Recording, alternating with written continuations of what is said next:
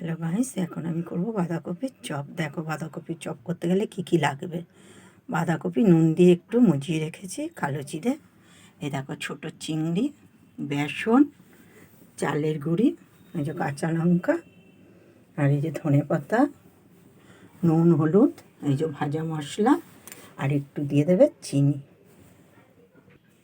Hello guys, দেখো চালের গুঁড়ি, বেসন, ওই লবণ আর ধনে পাতা, কাঁচা লঙ্কা সব দিয়ে দিলাম।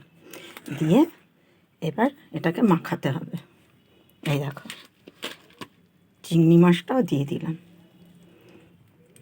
এবার দেখো চিংড়ি মাছটা দেওয়া হয়ে গেছে। এবার আমি দিয়ে দিচ্ছি ধনে পাতা।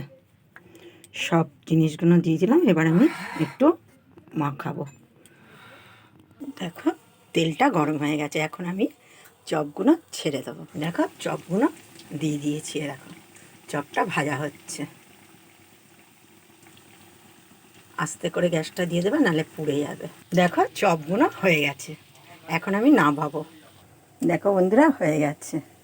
এই শীতকাল তো এরকম গরম গরম করে চিংড়ি মাছ, ধনে পাতা, সব চালের গুঁড়ি, বেসন দিয়ে ভাজা মশলা দিয়ে এরকম করে খাবে। সন্ধ্যাবেলা টিফিনটা ভালোই লাগবে। এইভাবে করে খেয়ে জানিও কেমন লাগছে।